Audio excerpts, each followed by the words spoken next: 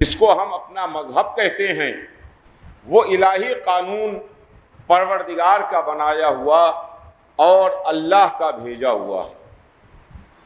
عزیزان گرامی، دنیا میں قانون اور دستور کے مطابق سارے کام کاج انجام دیے جاتے ہیں۔ آپ اپنی روزانہ کی زندگی میں بھی جو کام کرتے ہیں وہ پلاننگ کے ساتھ کرتے ہیں۔ تعلیم کے لیے بھی آپ پلان کرتے ہیں، بزنس میں بھی پلاننگ ہوتی ہے، نوکری میں بھی آدمی اپنی جگہ کے اوپر ایک خاکہ مرتب کرتا ہے۔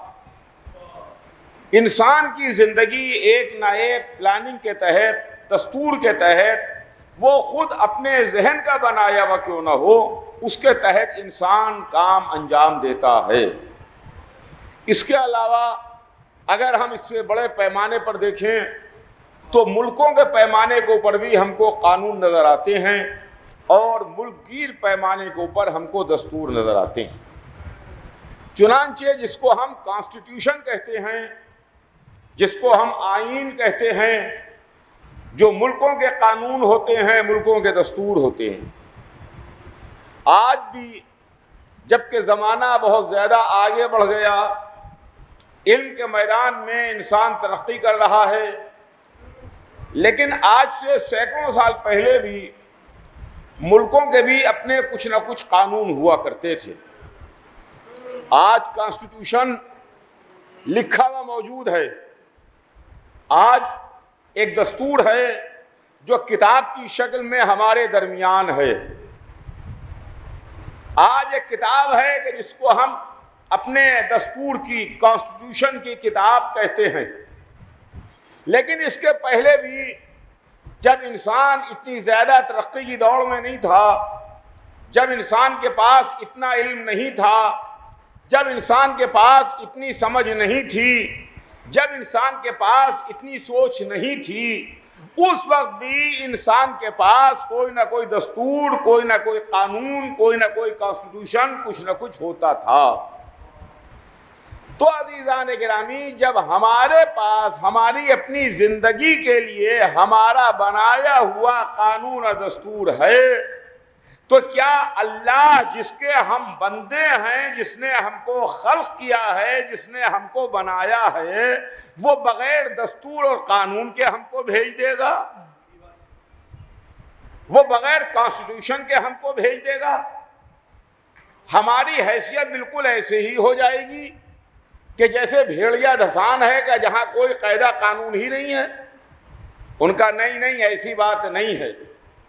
اللہ نے کانسٹیٹیوشن کو بھیجا، اللہ نے دستور کو بھیجا، اللہ نے آئین کو بھیجا، لیکن جیسے جیسے انسانیت آگے بڑھتی رہی، جیسے جیسے انسانیت کا ارتقاء ہوتا رہا، جیسے جیسے انسان کا ڈیولپمنٹ ہوتا رہا، اسی طریقے سے کانسٹیٹیوشن بھی آگے بڑھتا رہا، دستور الہی بھی آگے بڑھتا رہا، جس کی سب سے بڑی دلیل یہ ہے کہ حضرت آدم جو پیغام اپنی اولادوں کو بتا رہے تھے، وہ بھی دین تھا جو دین اسلام ہے۔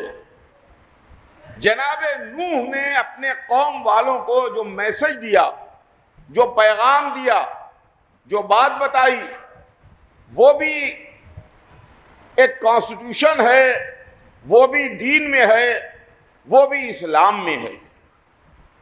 جناب ابراہیم تشریف لائے، جناب موسیٰ تشریف لائے، جناب عیسیٰ تشریف لائے، شریعتیں بدلتی رہیں مگر دین نہیں بدلا، شریعت بدلتی رہی۔ جناب ابراہیم کے زمانے میں شریعت اور تھی، جناب موسیٰ کے زمانے میں شریعت اور تھی، جناب عیسیٰ کے زمانے میں شریعت اور تھی، اور حضور سرور کائنات کے زمانے میں جو شریعت ہے وہ اور شریعت ہے۔ جناب ابراہیم کے زمانے کی شریعت ختم ہو گئی، جناب موسیٰ کے زمانے کی شریعت ختم ہو گئی، جناب عیسیٰ کے زمانے کی شریعت ختم ہو گئی، لیکن دین باقی رہا۔ لیکن حضور سرور کائنات سب سے بڑے رسول ہیں، سب سے بڑے نبی ہیں، ان کا پیغام صبح قیامت تک باقی رہنا ہے، لہذا یہ شریعت بھی صبح قیامت تک باقی رہے گی۔ توجہ چاہوں گا عزیزان گرامی، اس شریعت کو بھی صبح قیامت تک باقی رہنا ہے۔ تو یہ جو دستور ہے، یہ جو آئین ہے، یہ جو کانسٹیٹیوشن ہے جس کا نام اسلام ہے، اس کو اللہ نے 1,24,000 نبیوں کے ذریعے سے ہمارے درمیان بھیجا کہ 1,24,000 نبی آئے اور 1,24,000 نبیوں نے آ کے اس پیغام کو ہم تک پہنچایا، اس میسج کو ہمیں بتایا، جو الہی پیغام تھا، جو اللہ کا میسج تھا، جس کو اللہ پسند کرتا تھا، جو ہماری ہدایت کے لیے تھا، جو ہماری رہبری کے لیے تھا، جو ہمیں سیدھا راستہ بتانے کے واسطے تھا، جو ہمیں جنت کی طرف لے جانے کے واسطے تھا۔ اس کے لیے 1,24,000 نبی آئے، اور جب رسالت کا سلسلہ اور نبوت کا سلسلہ تمام ہوا، تب ایک دوسرا سلسلہ شروع ہوا، اس سلسلے کا نام امامت ہے۔ رسالت کے سلسلے کا کام دین کو اللہ سے لے کے بندوں تک پہنچانا ہے، اور امامت کے سلسلے کا کام نبی کے چھوڑے ہوئے پیغام کو صبح قیامت تک بچانا ہے۔ ایک صلوات بھیج دے محمد آل محمد۔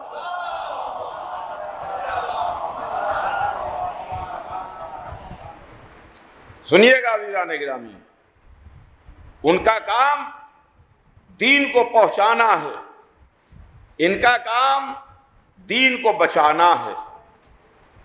لیکن دنیا میں کوئی بھی باپ ہو، ہر باپ یہ چاہتا ہے کہ ہمارا بیٹا سیدھے راستے پر چلے، ہر باپ یہ چاہتا ہے کہ ہمارا بیٹا غلط راستے پر نہ چلے، ہر باپ کی یہ تمنا ہوتی ہے کہ ہمارا بیٹا ادھر ادھر راستہ بھٹکنے نہ پائے، ہر باپ یہ آرزو کرتا ہے، اللہ سے دعا کرتا ہے کہ ہمارے بیٹے کے قدم ڈگمگانے اور لڑکھڑانے نہ پائیں۔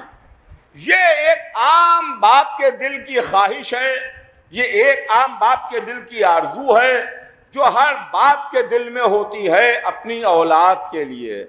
تو عزیزان گرامی، جب ایک باپ اس کے دل میں یہ آرزو ہے کہ ہمارا بیٹا سیدھے راستے پر چلتا رہے، راستہ بدلنے نہ پائے، راستہ بھٹکنے نہ پائے، گمراہ نہ ہونے پائے، غلط راستے پر نہ چلا جائے، غلط سنگت میں نہ اٹھنے بیٹھنے لگے، اس کے لیے وہ چاہتا ہے کہ ہمارا بیٹا سیدھے سچے راستے پر چلتا رہے، جو راستہ عزت کا راستہ ہے، جو راستہ ایسا راستہ ہے جس کے اوپر 4 آدمی اس کو سلام کریں، اس کا نام ہو، اس کی شہرت ہو۔ تو جب ایک عام باپ ایسی تمنا کرتا ہے، تو جو ہمارا خالق ہے، کیا وہ یہ نہ چاہے گا کہ اس کے بندے سیدھے راستے پر چلتے رہیں؟ ہمارا خالق نہ چاہے گا کہ بندے سیدھے راستے پر چلیں؟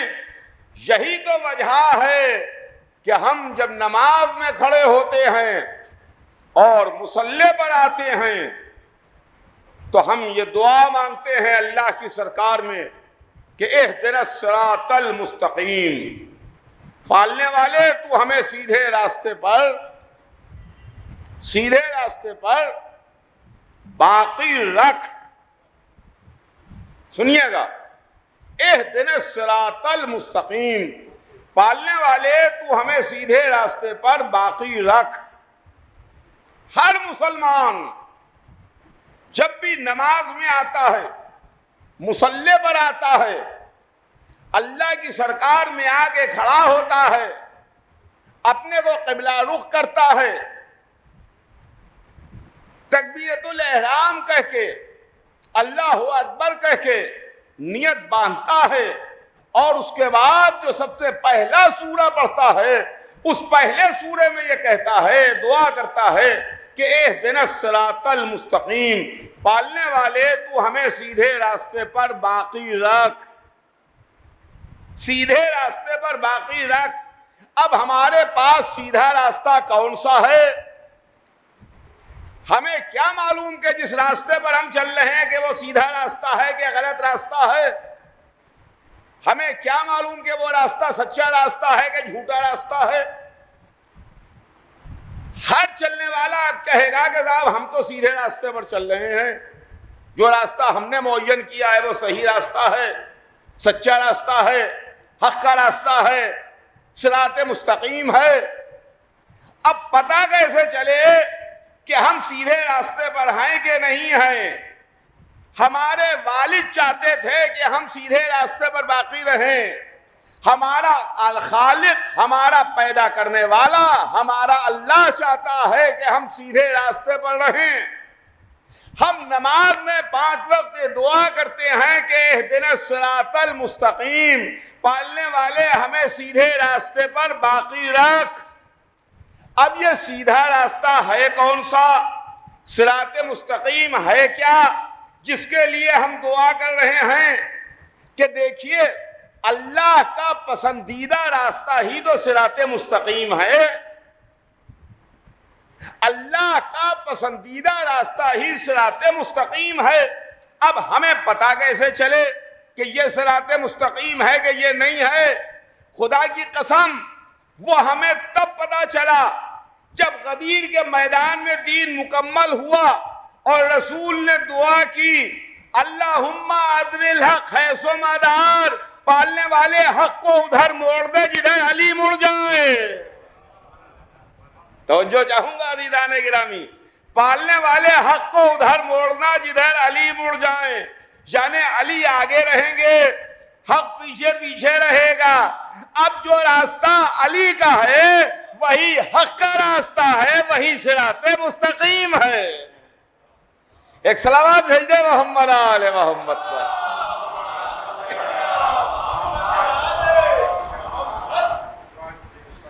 تو عزیزان گرامی، آج سے مجلسوں کا آغاز ہو گیا اور آج تو چاند کی کوئی اطلاع نہیں ہے،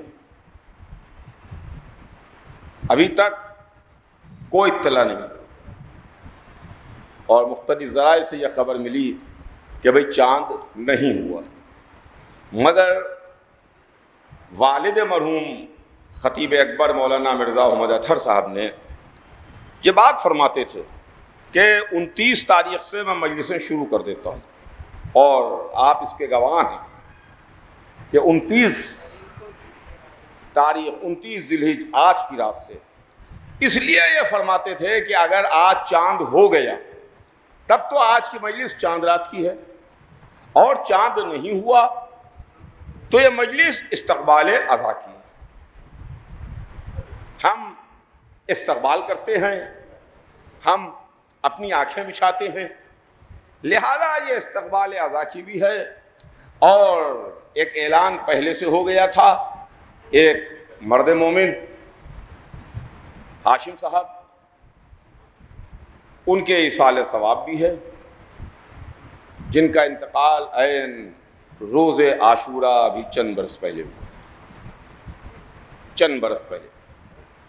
لہذا بس آج تو مختصر چند منٹ آپ کی خدمت میں کچھ عرض کر کے بس بات کو تمام کروں، اور کل سے انشاءاللہ اپنی بات کا باقاعدہ طور کے اوپر آغاز کروں گا۔ آج تو چند جملے اور اس کے بعد بات مختصر، اس لیے کہ ہم اضحیٰ کا استقبال کر رہے ہیں۔ سال بھر ہم جن کا انتظار کرتے ہیں وہ مہمان ہمارے گھروں میں آنے والا ہے۔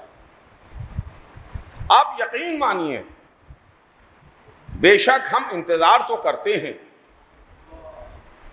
ہم انتظار تو کرتے ہیں، اور کچھ لوگ ہمارے انتظار کا مذاق بھی اڑاتے ہیں۔ ہم انتظار تو کرتے ہیں، مگر ہمارے پاس جو دو انتظار ہیں وہ بڑے اہم اور قیمتی ہیں. ایک، ہم آخری امام کے منتظر ہیں، اور دوسرے جب ایام عزا تمام ہوتا ہے تو پھر حسین کی آمد کا انتظار کرتے ہیں کہ یہ دن گزرے اور وہ مہمان ہمارے گھر میں آئے کہ جو جنت کے جوانوں کا سردار ہے، جو رسول کی بیٹی کا بیٹا ہے، جو حسین ابن علی ہے. اس لیے کہ حسین ابن علی نے اپنے نانا کے پیغام کو بچایا. دیکھیے، میں نے ابھی عرض کیا، نبی دین لے کے آئے، 1,24,000 نبیوں نے اسلام پھیلایا، اور 12 امام وہ ہیں کہ جنہوں نے دین کو بچایا. لیکن جب ہم امامت کی منزل کو دیکھتے ہیں تو خدا کی قسم ہمیں حسین ابن علی دین کو بچاتے ہوئے نظر اس طریقے سے آئے کہ ہر سال جب وہ زمانہ آتا ہے، جب وہ تاریخیں آتی ہیں، جب وہ مہینہ آتا ہے تو ہم استقبال کے لیے حاضر ہوتے ہیں. ہم اپنے عزاخانوں کو سجتے ہیں، ہم مجلسیں منعقد کرتے ہیں، سیاہ لباس پہنتے ہیں اور اس کا استقبال کرتے ہیں، اس کی یاد مناتے ہیں کہ جس کے مصائب کربلا سے پہلے بیان کیے جاتے رہے. یزید ایک بہت بڑا بادشاہ تھا، اس کے بعد بہت بڑی حکومت تھی. میں دنیاوی اعتبار سے کہہ رہا ہوں، بہت بڑے رقبے کا مالک تھا، دور دور تک یزید کی حکومت تھی. اپنے نشے میں چور ہو کے، دولت اور اقتدار کے نشے میں ڈوب کے حسین سے اس نے سوال بیعت کیا کہ حسین آپ بیعت کر دیجئے، آپ بیعت کر لیجئے. حسین نے یزید کی بیعت نہ کی، مدینہ چھوڑا. 28 رجب کو محمد کے نواسے نے مدینہ چھوڑا اور حسین سرزمین مکہ پر آئے. مکہ امن کی جگہ ہے، مکہ وہ جگہ ہے جہاں قتل و خون حرام ہے، مکہ وہ جگہ ہے جہاں پر آپ کسی کو قتل نہیں کر سکتے، کسی کا خون نہیں بہا سکتے. لیکن جب حسین ابن علی نے دیکھا کہ حاجی تو آئے ہیں، لا الہ الا اللہ تو کہتے ہیں، محمد رسول اللہ تو کہہ رہے ہیں، اللہم لبیک کی صدائیں تو گونج رہی ہیں، لباس احرام تو کسے ہوئے ہیں، مگر خنجر بھی لباس میں چھپے ہوئے ہیں. توجہ چاہوں گا عزیزان گرامی، خنجر لباس میں چھپے ہوئے ہیں، کعبے کا طواف تو ہو رہا ہے، لباس احرام میں خنجر چھپا ہوا ہے. تو حسین ابن علی نے حج کو عمرے سے بدلا. حسین کی قربانی پہچانی آپ کہ کون سی قربانی ہے، کتنی عظیم قربانی ہے. حسین نے حج کو عمرے سے بدلا، اور 8 ذی الحجہ کو حسین نے مکہ چھوڑا.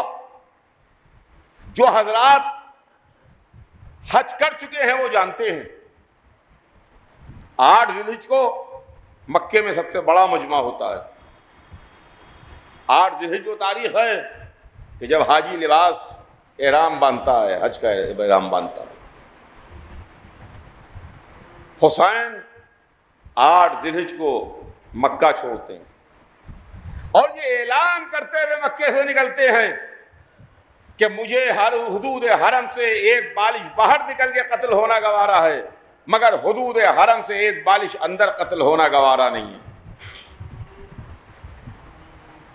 سب حاجی ہیں، سب مسلمان ہیں، لا الہ الا اللہ کہنے والے، محمد رسول اللہ کہنے والے حاجی ہیں، صحابی ہیں، تابعی ہیں، مسلمان ہیں، خانہ کعبہ کا طواف کر رہے ہیں، لمبی لمبی داڑھیاں چہروں پر رکھے ہوئے ہیں، لباس احرام کسے ہوئے ہیں. مگر افسوس تو اسی کا ہے کہ کسی نے آگے بڑھ کے یہ نہ کہا کہ محافظ حرم کہاں جا رہے ہیں، حسین کہاں جا رہے ہیں. تاریخ سے پوچھئے، تاریخ آپ کو بتائے گی. بہت تھوڑے سے لوگ انگلیوں پر گلے جانے کے لائق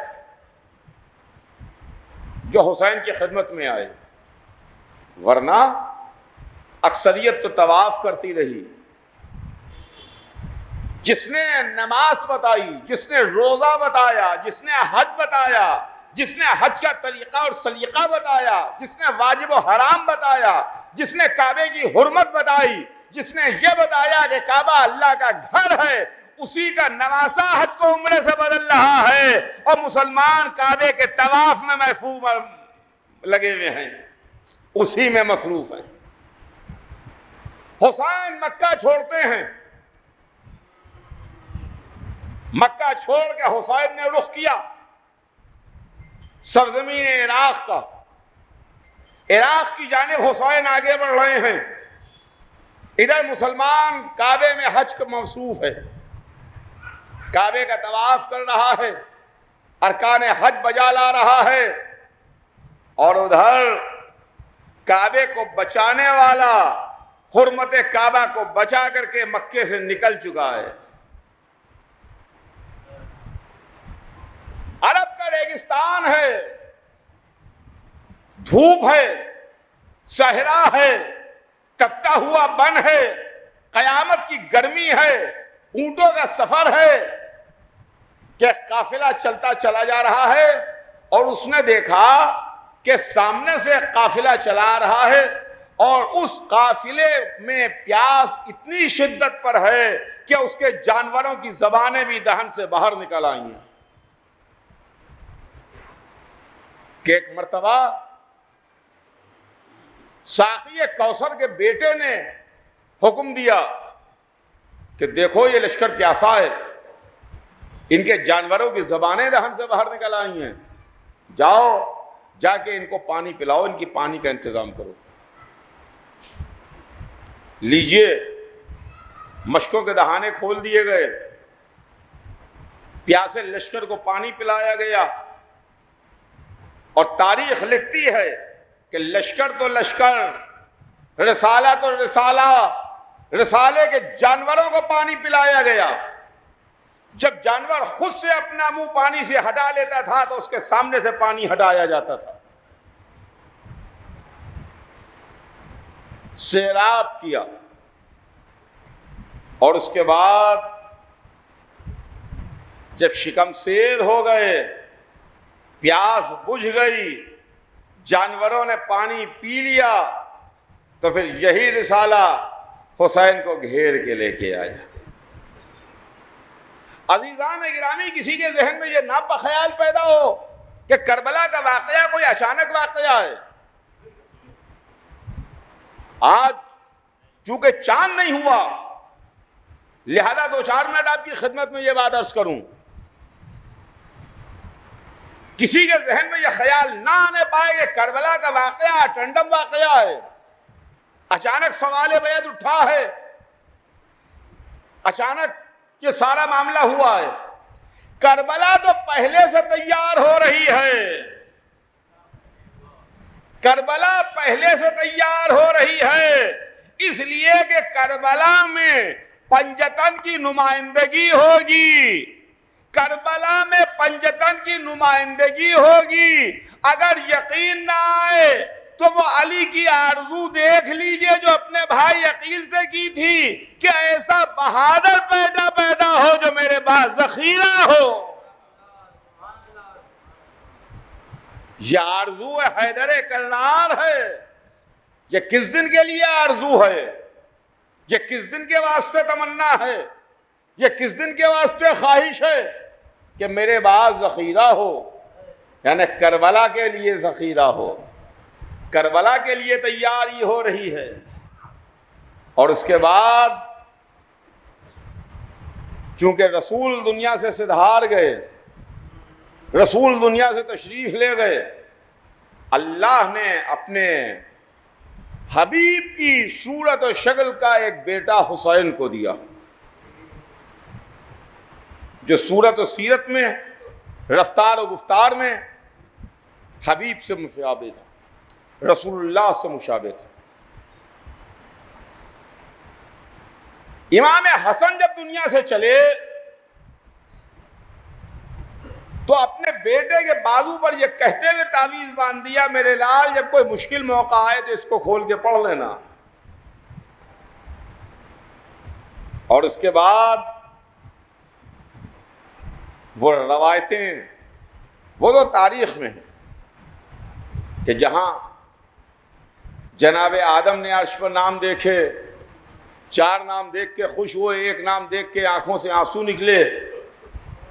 ہر نبی یا وصی نبی جب زمین کربلا سے گزرا تو وہ کوئی نہ کوئی مصیبت اور پریشانی میں گرفتار ہوا، اور جب اس نے بارگاہ الہی میں عرض کی تو اسے جواب ملا کہ یہ عرض کربلا ہے، یہاں محمد کا نواسا 3 دن کا بھوکا اور پیاسا شہید کیا جائے.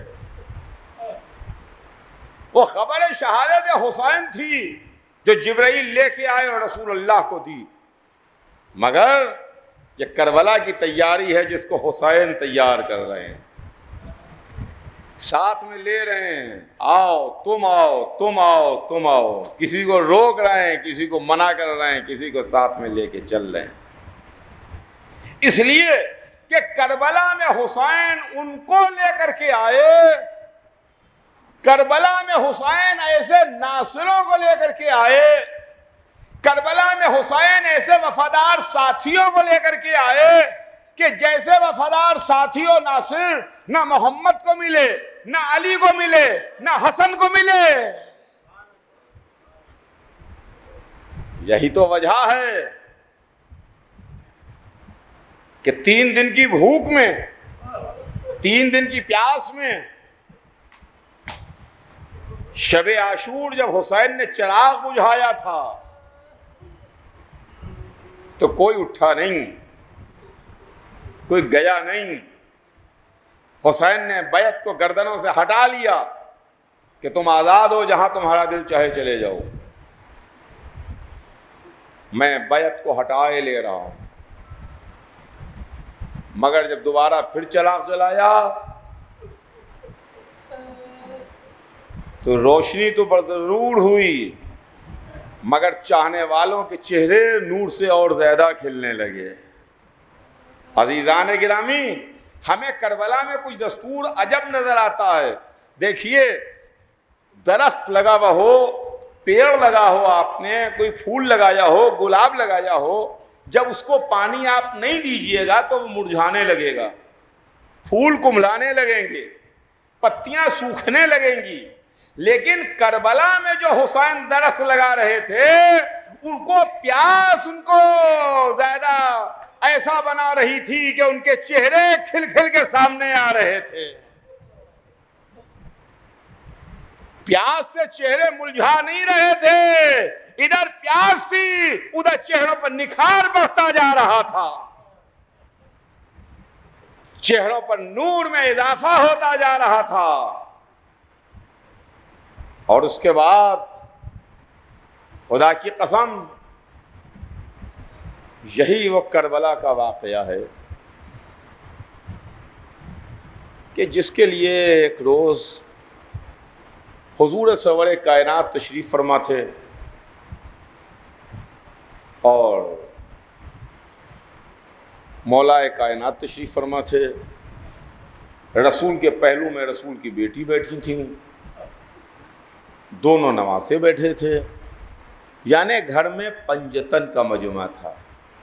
سردار انبیاء بھی ہے، سردار اوصیاء بھی ہے، عالمین کی عورتوں کی سردار بیوی بھی ہیں، جنت کے جوانوں کے سردار بیٹے بھی ہیں. کہ اتنے میں جبرائیل امین نازل ہوئے اور جبرائیل امین نے رسول کی خدمت میں تحفہ درود و سلام پیش کیا اور فرمایا کہ اللہ نے کہا ہے کہ کربلا میں آپ کا بیٹا، آپ کا نواسا 3 دن کا بھوکا اور پیاسا شہید کیا جائے. حضور سرور کائنات کی آنکھوں سے بے اختیار آنسو جاری ہوئے تو بیٹی نے اپنے باپ سے اچانک رونے کی وجہ پوچھی کہ بابا یہ اچانک رونے کی وجہ کیا ہے. تو بیٹی نے منع کیا، باپ نے منع کیا کہ بیٹی اس کی وجہ نہ پوچھو. لیکن جب بیٹی کا اصرار بڑھا اور بیٹی نے کہا کہ بابا آپ کو میرے حق کی قسم آپ بتائیں کہ اس کی وجہ کیا ہے؟ تو رسول نے جواب دیا کہ بیٹی ابھی جبرائیل امین آئے تھے اور انہوں نے خبر شہادت حسین دی ہے۔ انہوں نے فرمایا کہ بیٹا جبرائیل نے آ کے کہا کہ میرا لال حسین کربلا میں 3 دن کا بھوکا اور پیاسا شہید ہوگا۔ عزیزوں، انہی حسین کے غم کا زمانہ آ گیا، وہی حسین ہمارے گھروں میں مہمان آ رہے ہیں۔ یا ابا عبداللہ، ہم آپ کا استقبال کر رہے ہیں، مولا تشریف لائیے، آقا ہمارے جوان آپ کے جوانوں کا استقبال کر رہے ہیں، ہمارے ضعیف آپ کے ضعیفوں کا استقبال کر رہے ہیں، ہمارے بچے آپ کے بچوں کے استقبال میں ہیں، ہمارے گھر کی عورتیں بیویوں کا استقبال کر رہی ہیں۔ کہ ایک مرتبہ رسول نے خبر شہادت دی، بیٹی نے گریہ کیا، باپ سے سوال کیا بابا جان یہ واقعہ کب ہوگا؟ تو رسول خاموش ہوئے اور فرمایا بیٹی یہ واقعہ اس وقت ہوگا جب نہ میں ہوں گا، نہ تم ہوگی، نہ علی ہوں گے۔ تو تڑپ کے ماں سوال کرتی ہے بابا پھر میرے بچے پر روئے گا کون؟ میرے بچے کا ماتم کون کرے گا؟ میرے بچے پر آنسو کون بہائے گا؟ اب رسول چپ ہو گئے، رسول خاموش ہو گئے۔ دوبارہ پھر جبرائیل امین نازل ہوئے اور فرمایا کہ اللہ نے بات تحفہ درود و سلام کے کہلوایا ہے کہ فاطمہ سے کہہ دیجئے کہ مایوس نہ ہوں، رنجیدہ نہ ہوں۔ اللہ نے وعدہ کیا ہے کہ ایک ایسی قوم کو پیدا کرے گا کہ جس کے بوڑھے حسین کے بوڑھوں پر روئیں گے، جس کے بچے حسین کے بچوں پر روئیں گے، حسین پر آنسو بہائے جاتے رہیں گے۔ کہ ایک مرتبہ رسول نے بیٹی کو بتایا میری لال ابھی جبرائیل نے آ کے خبر دی ہے، جبرائیل نے آ کے ایسا ایسا کہا ہے۔ تو تاریخ لکھتی ہے کہ ایک مرتبہ کمسن شہزادہ کھڑا ہوا، اس نے چھوٹے چھوٹے ہاتھوں کو جوڑا، نانا کی جانب متوجہ ہوا، نانا جان میرے رونے والوں کے ساتھ آپ کا کیا سلوک ہوگا؟ رسول نے جواب دیا میرے لال میں شفیع روز محشر ہوں گا، تمہارے رونے والوں کی شفاعت کروں گا۔